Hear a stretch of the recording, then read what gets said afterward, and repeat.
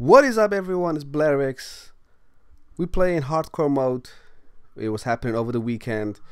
I want to talk about these modes that have been happening every weekend and why they happen and what is the reason for it, what is the whole purpose, what they're trying to achieve. Well, I think they're trying to show people that if people complain about the sort of and how it's overpowered and how it's not fun, etc., we all know that's the truth. But I've been playing this game mode over the weekend, and I honestly sort of, in a strange, awkward way, missed the sort of shotgun, because it actually brought the sort of brings tactical gameplay into this. Without it, it's just gonna be run into each other, hoping for the best, or whoever's good at the Gnasher is always gonna come on top. Now, fair enough, there are people who are really good with the Gnasher, and there are people who are not so good with the Gnasher. So I believe those who are not so good with the Gnasher should be able to use the sawed-off. Now, everyone is saying the sawed-off has been drastically reduced, the radius or the jip or whatever they call it. Personally, I don't think so, but hey, some people say it's been reduced, the damage has been reduced by a lot. I don't know, I haven't noticed it whatsoever. I still get one shot at people get taken out instantly, two players at the same time. So I hope, for the sake of the community, the sort of is a little bit more balanced, but I hope it does not ever get taken out, because this game without the sort of, it becomes pretty boring and one side show, one trick pony. Basically, that's what this game will be. But hopefully they won't take it out and we get to have the experience of playing with other people who actually use the shotgun, which is called the sawed-off, differently than who use the Gnasher. Because when you see the two players, if you ever paid attention, the person who uses the sawed-off plays completely different to the person who plays the Gnasher. The Gnasher is more in your face rush type, and the sawed-off is like, I'm gonna wait for you and I'm gonna tactically play the way the game wants me to play, and I'm gonna wait until you come rush me and I'm gonna one-shot you. Basically, that's what it is. Or some people camp hardcore with it and sit in corners, and those are the ones that actually ruin the game for a lot of people. But what can you do? It's every game, you know. You have, in some games, you have players that are praised for their camping style in Call of Duty. You know, like, I won't mention names, but Rings of I don't want to mention names, but some people are praised for camping. So why can't the Call of Duty, why can't the Gears of War community embrace the people that sit with the sword off in corners and stuff? It actually is also tactical play. The camping is tactical gameplay. But oh well, hopefully the community will be more open-minded in the near future. If not, whatever, you know.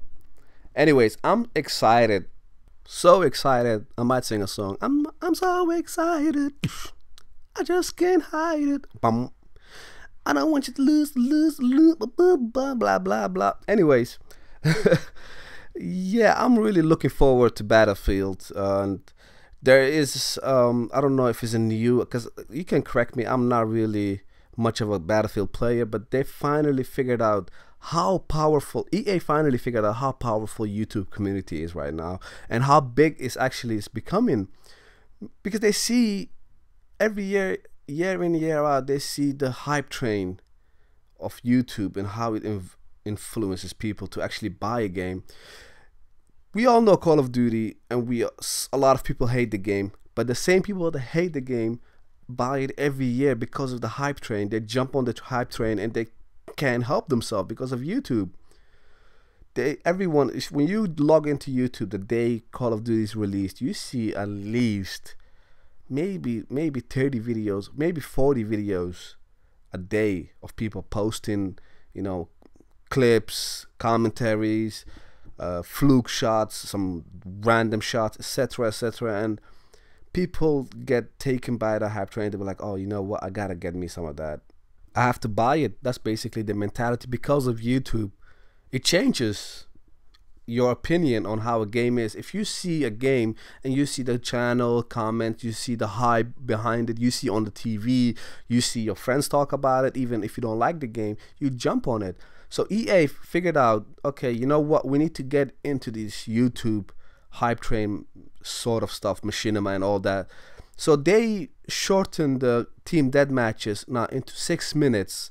Now if a good team plays against a bad team, it goes up to as much as like 4 or 5 minutes. Now most matches will be 6 minutes, 7 minutes tops, team death matches. So you'll get to see a lot more people posting Battlefield games. That's what I'm hearing anyway, so I can't 100% say is a fact, but a lot of people are saying that's what's gonna happen, and I hope it happens, because I really want the Battlefield community to grow bigger. And you know, I don't have nothing against the Call of Duty community. They're really amazing community, and I love Call of Duty. But I think, you know, we just need variety. Is good. There's nothing wrong with having variety in your life. You just can't have the same stuff, same games over and over again on your TV. I mean, on your YouTube channels.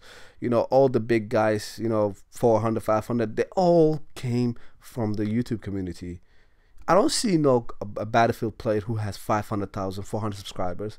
I don't see no Gears of War players who have anywhere near that. The highest Gears of War player is like, what, 30,000, maybe less than that. Yeah, anyways, this couple of weeks and the upcoming months, they're just crazy when it comes to gaming wise. You know, you got Batman, you know, you got Saints Row coming out, you got Battlefield coming out, you got Modern Warfare 3 coming out, you got Assassin's Creed, I call it Assassin's Creed, and you got, I'm pretty sure I'm missing on a game or two, you know, here. And you got Uncharted 3 coming out. I mean, I don't know about you guys, but I play Uncharted 2, and that was one of the best games I have played this generation. Hands down in the top 3 for me of all games. Mass Effect's #1, followed by Red Dead Redemption. I'm talking about single player games here, you know. Mass Effect, Red Dead Redemption, and Uncharted is #3 or #2 basically. You know, it can actually be mix and match out of all 3. You know, any of those 3 can be #1. You know, and let's not forget all the games that already came out, like Forza 4, Gears of War, Dark Souls, Rage, Dead Island, Deus Ex. All those games are just, man, this year has been amazing for gaming, and I own most of those games except Dead Island and Rage. All the other games I own, and I'm gonna buy. So yeah, it's been an awesome year. Let's not forget the arcade games. You know, there's so many arcade games that are like amazing. I love arcade games. I have over maybe 60, 70 arcade games that I buy, but I don't usually play them a lot, you know. So I might do once a week an arcade game sort of title that I play. Let me know what you guys think. You know, I might post one video and see how the arcade gaming is, and like Super Meat Boy, something like that, and Limbo, Super Stardust, what is that one called, Res HD, Fruit Ninja. Just I'm gonna post one video a week of an arcade game, and hopefully you guys will enjoy that while I'm doing commentary on top of it. You know, it'll be just a quick while I'm just finishing the game, you know, or you can just tell me what you want to see, which type of arcade game you want to see, and I'll post that. I have every single arcade game that you can think of. I really have. I know, bit sad, but I enjoy it. Anyways, this is end of the match. Oh, by the way, thank you guys for showing so much support last video, and I'm out. Peace.